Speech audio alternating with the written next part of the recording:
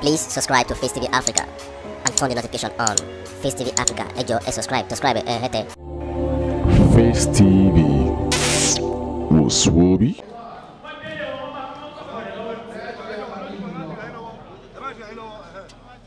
Anki wale ba mi àgbà. Afẹ́rẹ́ náà ṣe tèmi. Ẹ má fasada ti yára fún mi. Ẹ dákun tó yọ lọ. Bá mi ké wẹ̀ mí, bàbá ké wẹ̀ mí, àlàyé yín. Ẹni ọ̀la bàbá kó máa máa jẹ. Àjẹdálẹ̀ ní kó Olúwa fi ṣe. Nígbà tẹ́lẹ̀ sọ̀rọ̀ ẹ̀ ló fún mi àbí. Àjẹdálẹ̀ ní kó Olúwa fi ṣe.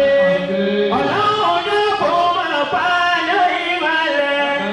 Láti àdàkùnrin tàbí ìgbàlódé. Sílẹ̀kẹ́ olùgbé mi là kókèrè náà. Ọ̀lẹ́lẹ̀ wá ìwọ lálábàárà. Àlàyé yìí, èyí ọ̀la bàbá kó máa bàjẹ́. Àjẹdálẹ̀ ní kó. Ìkọ́ máa fọ́ àlámì tí ò dá. Ọwọ́ yá àlámì tí ò dá. Ọ̀sọ̀rọ̀ yá àlámì tí ò dá. Ọlọ́run kó ọ̀dà lùkúra ní. Àmì burúkú kò ní sọ lára yín. Bàbá dẹ́rù kẹ́mi ìrora yín. Ẹni ọ̀la bàbá kó máa bàjẹ́. Àjẹdálẹ̀ ní kó Olúwa fi ṣe.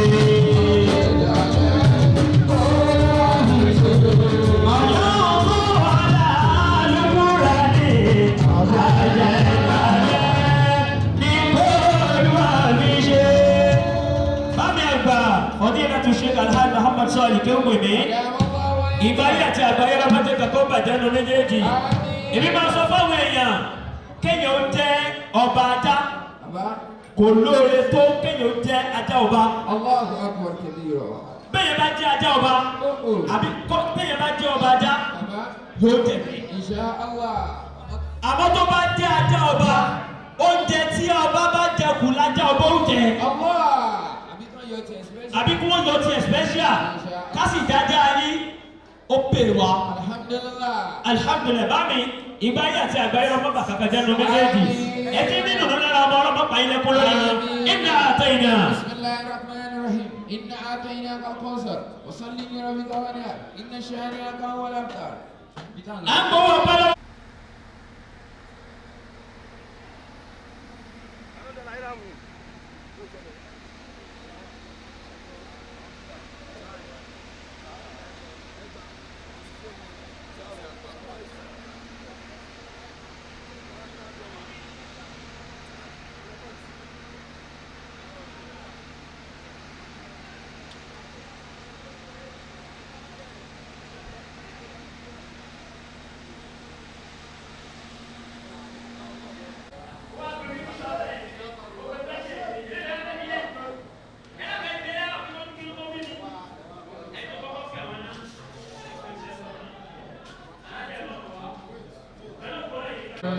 Sọfẹ́ Bismillahir Rahmanir Rahim. Bismillahir Rahmanir Rahim.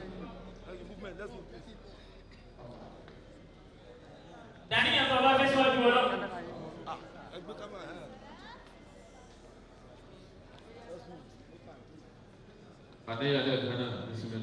Aki wọlé alhaji wa èrè àṣàlátù Abdulkadir Alayande èrè àṣàlátù. Aki wọlé wọn lábẹ́ báwọn yẹn dàníyàn lọ́wọ́. Bó bá ti dín pé kéèyàn kọ̀ bá dàbá lè ní yájú èèyàn. Wàláhì ó gbà kéèyàn gbé làákà ìkàlẹ̀. Ó gbà kéèyàn gbé ákébù kalẹ̀. Nígbà tí wọ́n bá ti wá lọ́tọ̀ lọ́sí, kí ni wọ́n máa fẹ́ máa tàgágálà? Insha Allah. Fẹ́ máa tàgágálà. Allahumma amin. Amin.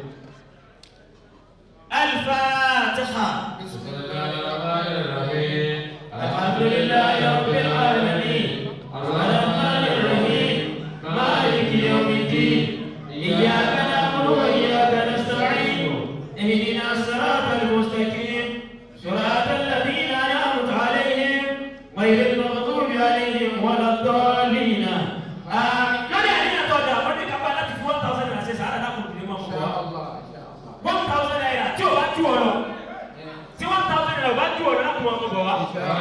ẹgbẹ̀gbẹ̀ bàbá. Ó wà níyà. Allahumma amin. Wákàtí. Àmín. Àmín. Ẹni àkọ́kọ́.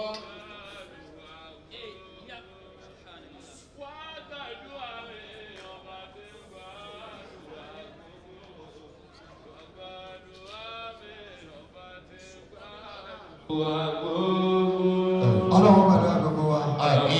Náà ẹ jẹ́ kí á pe àwọn olórin tí wọ́n wà ń kálẹ̀ kálẹ̀ lọ bí wá sí. Kálẹ̀ lọ bí wá sí. Ẹyà mi sọ jókòó náà.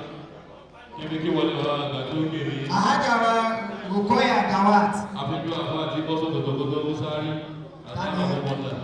Àwọn akẹ́kọ̀ọ́ lè akéwọlé. Àhájà wa Rukoya Gawat. Àsìkò yìí ni ọ̀gbà wá sá. Ọlọ́jẹ́ mi ọdún bàbá. Ẹ ṣe bẹ́yìn sí bá mi kí wọn yẹn àti kúrò bẹ́ẹ̀ ni. Àhájà wa Rukoya Gawat. Àhájà wa Rukayatu Muhammadu Gawat. Ẹ máa bọ̀. Agogo tí ń gbé mi ló ń dún. Lóní kọ̀ọ̀kọ̀kọ̀ ó dùn táwọn aráyé fẹ́ gbọ́. Bá kókó kàkàrà bá kọ̀ ọ́ láyé lọ́rùn náà ń gbọ́. Mukabiru Sauti tọ́lọ́run fún mi kó tàlálá. Lófìmọ́, olúfìmọ́, ẹni sí lọ́tọ̀ olúfìmọ́. Ó yá gbogbo olúfìmọ́ ọwọ́ ìdá ẹ̀jẹ̀ kára ọwọ́ yìí. Ẹ̀rì ọwọ́ dada. Gbogbo olúfìmọ́ ọwọ́ ìdá ẹ̀jẹ̀ kára ọwọ́ yìí. Ẹ̀jẹ̀ kára ọwọ́ yìí. Ẹ̀jẹ̀ kára ọwọ́ yìí. Ó yẹ ọwọ́ yẹn fi yọ̀bọ̀ ànábì. Ó yá sọ pé sálàláwo alẹ́ ìwà sáná. Sálàláwo alẹ́ ìwà sáná. Sọ̀kọ́ sálàláwo alẹ́ ìwà sáná. Sálàláwo alẹ́ ìwà sáná. Nítorí pé àpọ́njú ni ọjọ́. Àti gbogbo àwọn ọmọ yàmọ́yàn níkàlẹ̀ yìí. Gbogbo ẹ̀yin ọ̀gá wa níkàlẹ̀. Alájọ èèyàn àsàlátù. I am proud of my profession. Àbẹ̀rẹ̀ màmá ní ní múdà. I am proud of my profession. Àbẹ̀rẹ̀ màmá ní ní múdà. Alájọ Oríyọmí ó sọ pé I am proud of my profession. Àbẹ̀rẹ̀ màmá ní ní múdà. I am proud of my profession. Àbẹ̀rẹ̀ màmá ní ní múdà. Ó yẹ sọ pé yálẹ̀ sí máa ń fi káyé kiri. Àtàlùsí ọ̀dàmọ́ náà wù. Kọ́díkà yà ètò àṣẹ́yìn sí i. Yorùbá ní ilé ìbára sí náà. Sọ́bẹ̀ yálẹ̀ sí máa ń fi káyé kiri. Àtàlùsí ọ̀dàmọ́ náà wù. Kọ́díkà yà ètò àṣẹ́yìn sí i. Yorùbá ní ilé ìbára sí náà. Aláàánú mi màdá ìgbà mi. Aláàánú ṣe mi màdá ìgbà mi.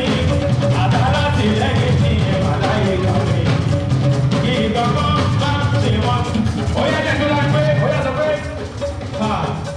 tó bá ti lè ṣe lógún òbí ṣàṣeyọrí. Tó bá ti lè ṣe lógún òbí ṣàṣeyọrí. Ayé yìí ká láṣẹ ti àbẹ̀rí ká lọ́jú. Ẹni wá gbé nílẹ̀ yìí lè rí òun lára yìí. Tó bá ti lè ṣe lógún òbí ṣàṣeyọrí. Please subscribe to Face TV Africa and turn the notification on. Face TV Africa, ẹ jọ̀ọ́ ẹ subscribe hete. Face TV was Swoby.